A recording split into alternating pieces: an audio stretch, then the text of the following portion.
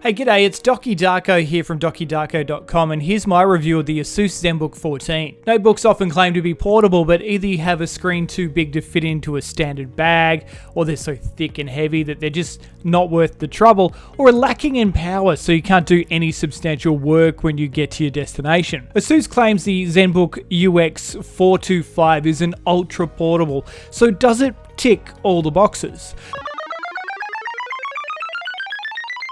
The first tick of approval is on the design itself. Amazingly thin and so light it feels more like holding a magazine than a powerful notebook. The ultralight all-metal houses a 14-inch monitor and a full-size keyboard, even if the arrow keys are thinned out to fit in. If you can imagine, it's actually 13.9mm thin and only weighs 1.13 kilograms. It's this portability that allows it to slide into a bag or satchel rather than needing a large backpack to hold it around in. The colour is nice too. The review machine I tested was a pine grey, and that darker tone was really appealing, especially with the spun metal finish that you can see on many of the Zenbook models. It's also available in the lighter lilac mist in case you choose your machine based on the decor of your office. For a machine this size, it would be easy to use a lower quality display, but being a Zenbook comes with a reputation, and the nano edge display creates a 90% screen to body ratio, so there's hardly any bezel. Most of it, in fact, is actually at the top, and that's fine with me because they've actually included an inbuilt webcam. Many manufacturers are starting to leave the cam off, just so they can boast about having a thinner bezel or something along those lines.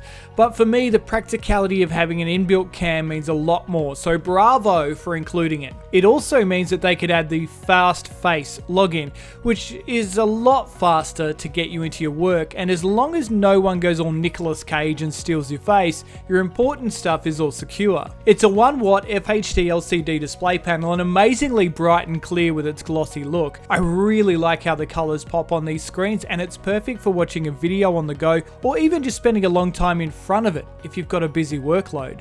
Keeping it thin is one thing. Keeping it thin while still practical is another. They've managed to squeeze a surprising amount of ports on this device, including a HDMI, 2 Thunderbolt 3 USB-Cs, USB Type-A, and even a micro SD card reader. The Zenbook 14 charges through the USB-C, so having 2 included is a really good idea. As far as power goes, the model I tested was an i7 with 16GB of RAM, so it ran amazingly smooth with the operations I could test with it. Having multiple applications open at once wasn't an issue for it either, and although it's good to see 512GB of storage in it, I think it should be standard by now to have at least 1TB on all new machines. Please. The sound on a machine this size is not super important to me. Most speaker setups will do a good job for you, but Asus decided to give you a clear, powerful sound anyway, thanks to Harman Kardon. And I've got to say, I was pretty thankful that they did when I was watching the first episodes of Amazon's The Boys Season 2 on it. Amazing pictures and brilliant sound does matter. The fast charge battery is an amazing feature of the small design. They've managed to somehow fit a really big battery into this small chassis, and giving you around 22 hours of battery life is pretty amazing. If by chance you do run low, you can fast charge in around 49 minutes to around 60%.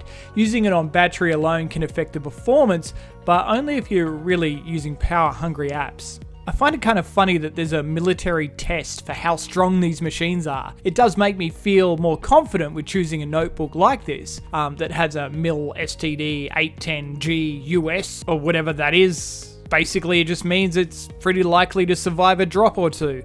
But I can't help but picture a whole bunch of laptops lined up on an open field military test area being shot at and having grenades thrown at them.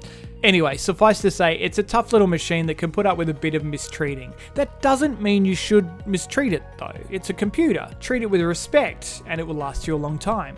One final touch that I found is not even on the machine itself. It's in the box. It was a beautifully designed laptop sleeve. I'm no expert, but I felt like it was partially leather on the tongue or something, and the laptop slid in with ease to keep it protected from scratches. This is something that could easily be sold separately, but as an extra with the device is a really nice touch. Just make sure you check the box if you're usually really quick to throw packaging out. There's also a USB-C audio adapter in the box, as the machine itself has no audio jack. Another problem solved before it even becomes an issue for you. Pretty cool. Mind you, I think we can safely all just move to Bluetooth headphones now. Yeah, and just do away with annoying wires. If you want an ultra portable laptop that you can use every day, be it at work or at school, this is great. It will power through casual tasks like web browsing, watching video, or listening to your favorite tunes while you pump out an essay. The best thing is when you finish, it slides into your bag and you won't even know it's there.